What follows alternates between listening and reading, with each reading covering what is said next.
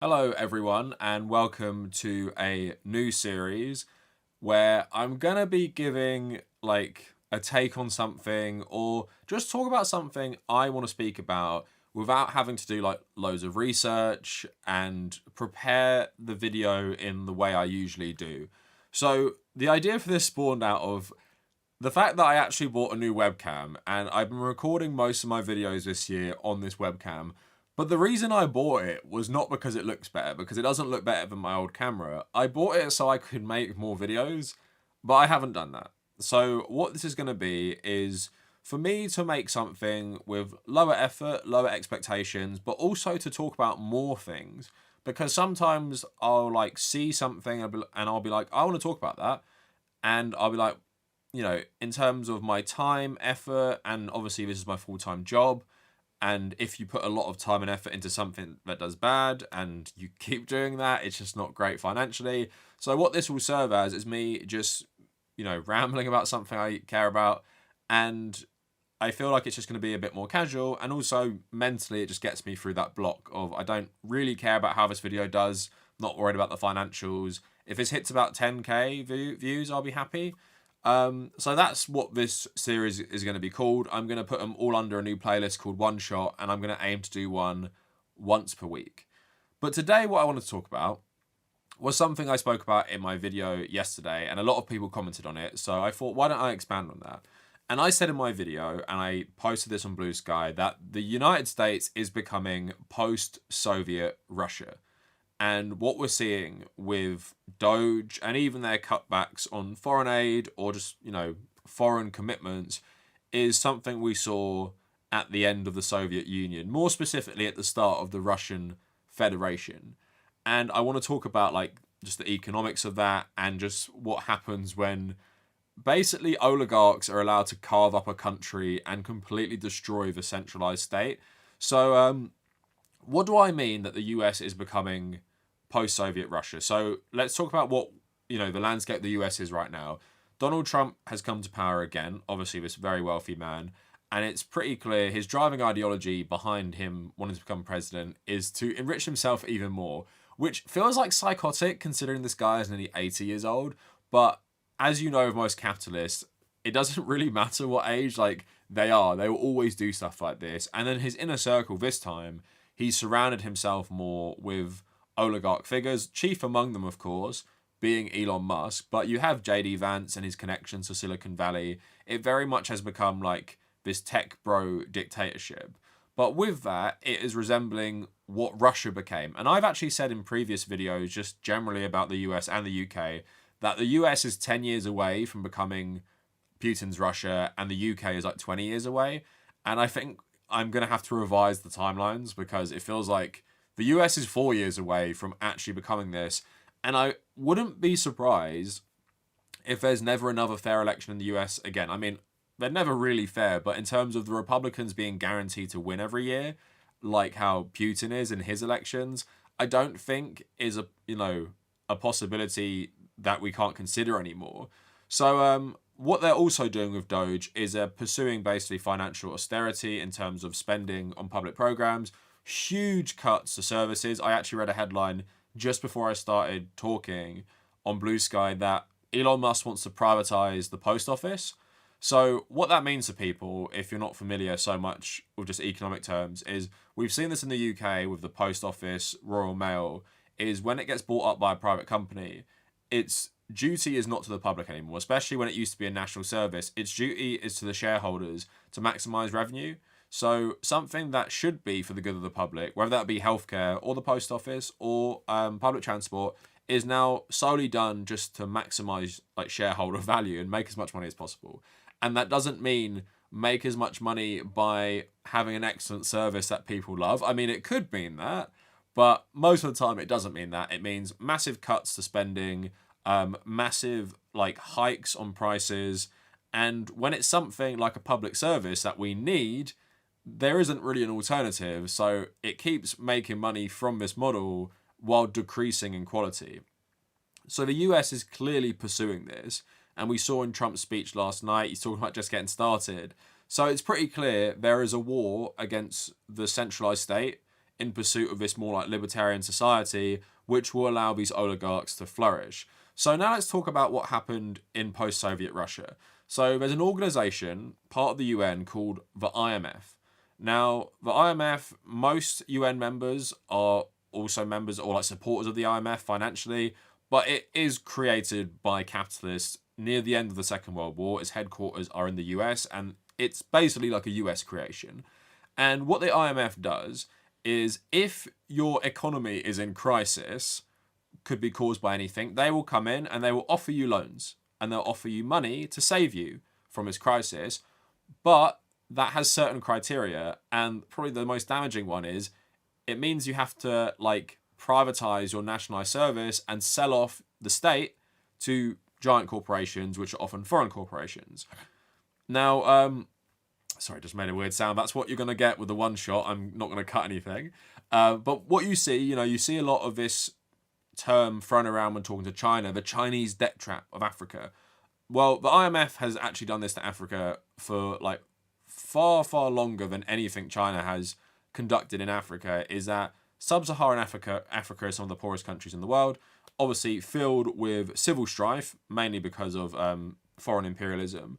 But anyway, their economies will go bankrupt. The IMF will come in and be like, well, you're going to have to nationalize, you're going to have to like privatize everything. So all those rich natural resources, all those energy companies, public transport, health services, they're now fair game for private corporations.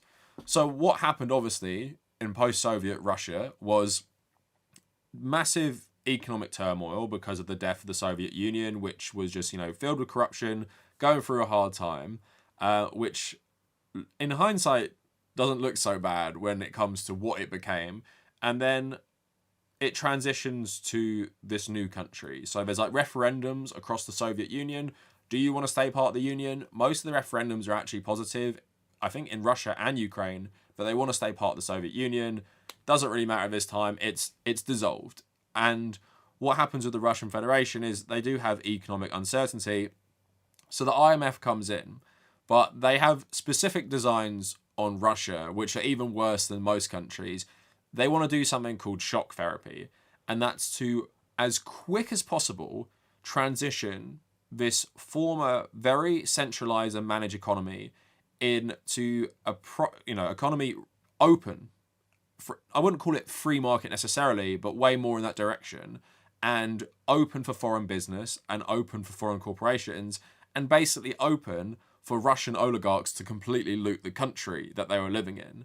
So what happens to the IMF is they come in as if like overnight, I think it took like maybe a couple of months, they completely destroy the Russian economy by implementing these policies. And that includes like privatization, that includes huge cuts to social programs. And this is the Soviet Union, by the way, which of course had more state programs than what we're used to in most countries. So it completely destroyed the old Soviet state in favor of these policies that obviously didn't benefit everyday Russians. I think life expectancy decreased by about 5 years in men between like 92 and 94, which is insane. Unemployment was absolutely crazy, and salaries basically halved while inflation like was times 1,000 or something. Like it was absolutely insane. And they made Russia a far worse place to live than the last days of the Soviet Union. Not just the height of the Soviet Union, we're talking about like the dire straits of the Soviet Union. Russia was way worse. And then people could say, oh, well, it had to go through this shock therapy, it had to go through these hard times to transition to this lovely and free democratic country. And of course, we've seen the way the Russian oligarchs cracked down on the Communist Party of Russia after the Soviet Union. It wasn't a democracy. It was a democracy in name. But then you had Boris Yeltsin, obviously leading this, basically controlled the media and basically allowed the oligarchs to loot the country. And Boris Yeltsin also personally picked Putin to be his successor for various different reasons, including that he was worried that he'd be prosecuted by the next president of Russia for things like corruption. And Putin allegedly told him that he'd leave him alone, which he pretty much did.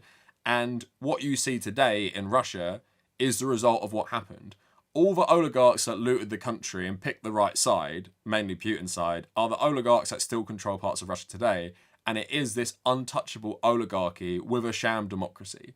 And what you're seeing in the United States is comparable. Now, the funny thing about the United States is it wasn't going through drastic economic uncertainty and like the changing of an entire nation state into something different. Like very much economic uncertainty there. And I think Naomi Klein said shock therapy can sometimes also apply to capitalists taking advantage of tumultuous situations like conflicts or things like the death of the Soviet Union, as well as just like transitioning a centralized economy into this more free market one. And what's so funny about what the US is doing right now, it's doing shock therapy to itself. Like it's doing these crazy policies to enrich the 1%, like not because of any reason, just because they want to. With Russia, not that you could see the logic, but it was, the UN coming in there, the IMF coming in there and being like, we're going to change this into a capitalist country after the fall of the Soviet Union. And not saying it makes sense, but there was obviously like a reason in some ways for that change to occur because it was ending an old style of government. But with the US, it's like so naked. And Russia is just like a perfect warning to all these countries. Austerity, cutting public spending, privatizing all things people need to live is going to end up in one thing. It's going to end up in an untouchable oligarchy which run the country forever, basically. And we're seeing this in the UK a bit more. It's far different in the UK because of the history, the class dynamics, but that's what austerity does. And the UK is also a great example. Privatise water companies, privatise post office, privatise public services, privatise energy companies. All of that stuff, they're not like an untouchable oligarchy because, they're not the people running the country, but these companies are basically holding us all hostage and just like raising the prices all the time, right? So think of that in the UK, but in Russia's case, it's the people doing this also run the country. Where there is that like degree of separation, but now we're seeing in the US, there's no degree of separation because part of the reason for it pursuing shock therapy on itself is that they want to give all this power to Elon Musk and they want to give all this money to Elon Musk. And obviously he's part of the reason, he's driving it. He funded Trump just like all these oligarchs funded Putin.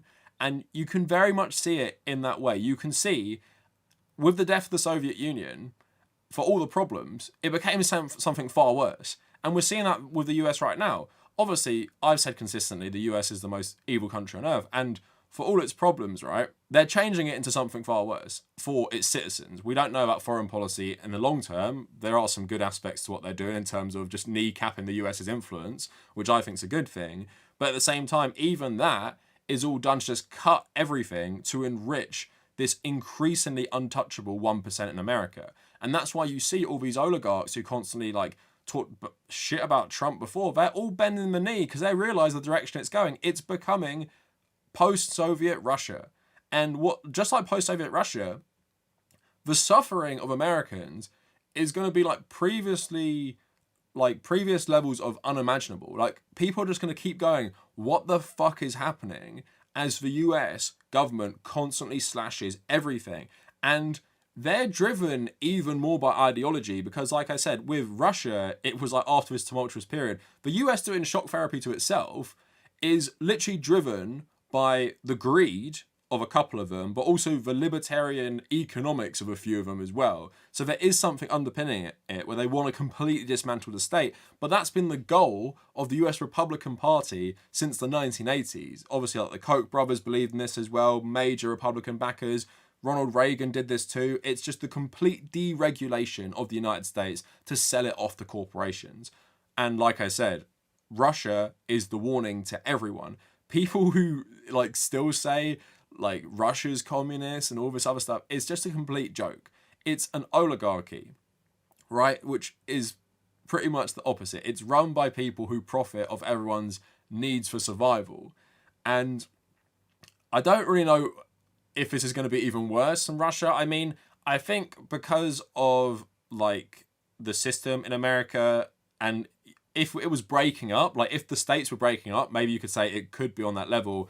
There is some degree of separation between the states and the federal government. So there could potentially be not as disastrous consequences for some states. But at the same time, like I said, capitalist economics is never good for anyone. It's good for the 1%. And at this point, I don't even really see many people defending capitalism at this point, because we all know it's terrible, and we all know what happened in Russia, what's happened to the UK under the Tory government and continuing with Labour, and what's happening to the US right now. That is the end goal for all capitalists. There is no, like, thinking for the future. No one in the American government right now doing all these cuts is thinking, well, what if it decreases life expectancy? What if it massively increases unemployment? What if it just, like, destroys the country? They don't give a shit. And that's the thing. They don't give a shit. And unlike Putin, who I think is motivated by some sort of, like, nationalism, these Americans, they don't even give a shit about that. Like, there is no thing about making America, like, great and strong and rebuilding it. They don't care. They literally just will destroy it and leave. And I don't think Americans really realize what's happening. And just like how the Communist Party was destroyed in Russia, and they offered way more effective opposition to Yeltsin than the Democrats are not prepared for this moment. And like we've said many times, I think a lot of the Democrats personally might be horrified, but they still serve the same masters as the Republicans. So the limits of their opposition are always going to be, like, really strong. They're never going to do anything. Like, you saw it with those stupid signs the other day. They're never going to stand up to Trump, because ultimately they serve the same masters in terms of what they believe in foreign policy, in terms of domestic policy. The whole US system is bought. But what's going to happen, and I fully believe this now, which I probably wouldn't believe before, Joe Biden was warning about an oligarchy, which is funny because the US has been an oligarchy in many respects for many years. But he was warning about that when he left office. It would have been nice if you actually spoke about that a bit more and maybe did something about it, because you were the fucking president.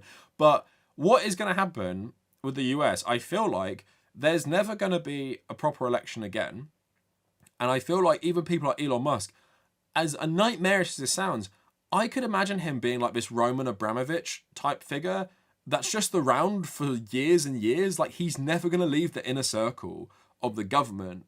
And it could be JD Vance next, right? Because Donald Trump might not serve a third term, even though they're floating that now. And if it's JD Vance, that's 2 more terms. And then it's going to be someone else and someone else.